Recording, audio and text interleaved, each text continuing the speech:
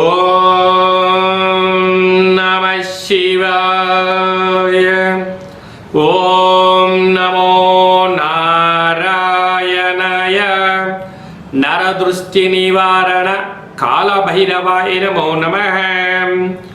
ఓం గురు బ్రహ్మ గురు విష్ణు గురుదేవో మహేశ్వరః గురు సాక్షాత్ పరబ్రహ్మ తస్మై శ్రీ గురుదేవాయ నమో నమః. హరి ఓం.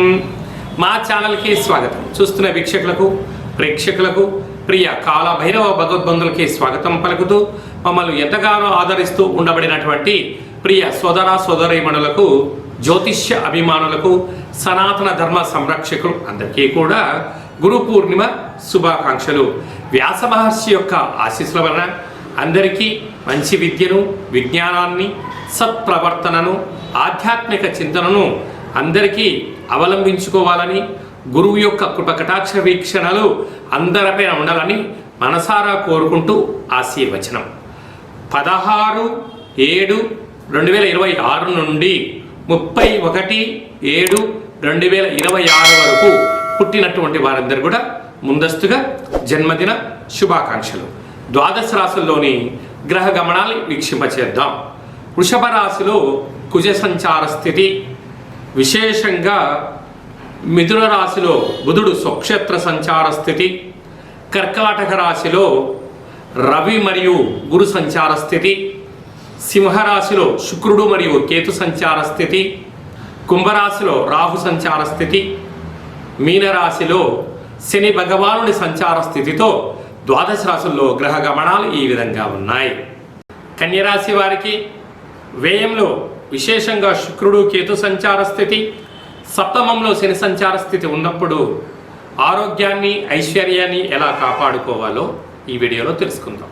కన్యరాశిలో ఏ నక్షత్రాలు వస్తాయనగా ఉత్తరా నక్షత్రంలోని 2, 3, 4 పాదాలు, హస్తా నక్షత్రంలోని 4 పాదాలు, చిత్తా నక్షత్రంలోని 1, 2 పాదాలు కలిపితే కన్యరాశి.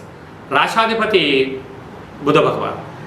వీరికి రుణరోగ శత్రుస్థానంలో రాహు, సప్తమంలో శని సంచార స్థితి, భాగ్యంలో కుజ సంచార స్థితి ఉన్నప్పుడు అన్నీ అనుకూలించినట్టే కనపడుతూ ఉంటాయి. 99% కష్టపడతారు.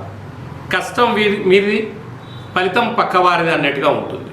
కనుక ఇలాంటి కాల సమయంలో ఓర్పు, నేర్పు, సత్ప్రవర్తన అవసరం. వీలైనంత వరకు మౌనంగా ఉండే ప్రయత్నం చేయండి. ఆరోగ్యాన్ని కాపాడుకోవాలి. స్థిరాస్తులు, చరాస్తులు, ఇంటి స్థలాలు, క్రయ విక్రయాలు అనుకూలించబోతున్నాయి. ఎన్నో సంవత్సరాలుగా మీరు కలలు కంటున్నటువంటి ఆ కళ ఇప్పుడు నెరవేరబోతుంది. కనుక ఇలాంటి కళ సమయంలో ఏకాదశి స్థానంలో ఏడాది తర్వాత రవి భగవానుడితో కలిపినటువంటి బృహస్పతి ఉండడం వలన దయచేసి అప్పులు ఇవ్వద్దు, అప్పులు కూడా తెచ్చుకోవద్దు. ఉండబడినటువంటి వాటితో సర్దుకపోగలిగినట్లయితే వీలైనంత వరకు ఆనందం, ఆరోగ్యం మీ సొంతం. లేకపోతే వెళ్ళిపోయిన ధనం, గడిచిపోయిన సమయం తిరిగి రాదు అని చెప్పి కూడా గమనించాలి. కనుక ఇలాంటి కాల సమయంలో వీలైనంత వరకు సత్ప్రవర్తన, ఆరోగ్య సూత్రాలు అవసరం అని చెప్పి గుర్తుపెట్టుకోవాలి. 21వ తారీఖున మనకు విశేషమైనటువంటి ఆషాఢ మాస శుక్లపక్ష అష్టమి. అష్టమి తిథి యందున కాళభైరవ స్వామి స్మరణ ధ్యానం వలన సకల అష్టకష్టాలు తొలిగిపోయి అష్టైశ్వర్యం కలుగుతుందని చెప్పి గమనించాలి. 25వ తారీఖున తొలి ఏకాదశి పండుగ. కనుక మనము ఉప ఆవాసం ఉండటం వలన సకల దేవతల యొక్క కృపకటాక్ష వీక్షణలు, శ్రీమన్నారాయణుడి యొక్క ఆశీస్సులు మనకు ఉంటాయని చెప్పి గమనించాలి.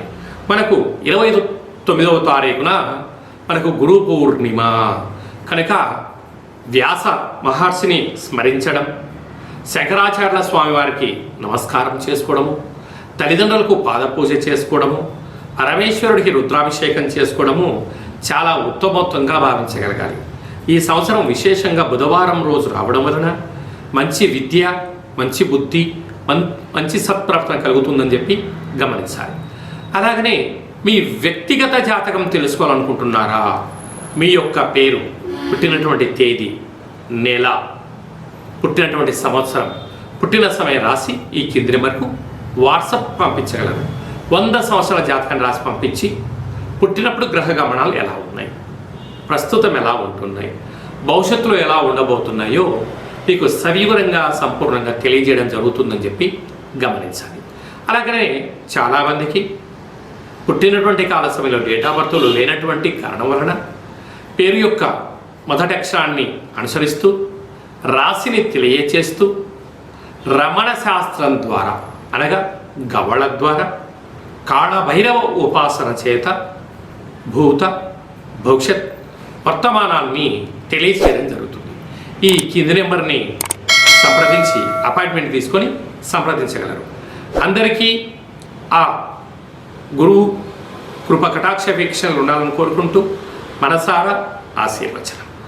శతమానం భవతి శతాయు పురుష సతేంద్రియ ఆయుష్యేవేంద్రియే ప్రతిష్టతి ధనం ధాన్యం బహుపుత్రలాభం శత సంవత్సరం దీర్ఘమాయు సర్వే జనా సుఖినో భవంతు లోకా సమస్తా సుఖినో భవంతు సర్వం కాళభైరవ దేవతార్పణమస్తు. హరి ఓం.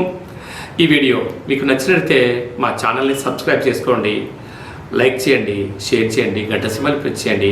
ఆధ్యాత్మిక భక్తి సమాచారాన్ని భగవద్బంధులకు, మిత్రులకు, స్నేహితులకు చేరవేసి హిందూ ధర్మాన్ని కాపాడండి.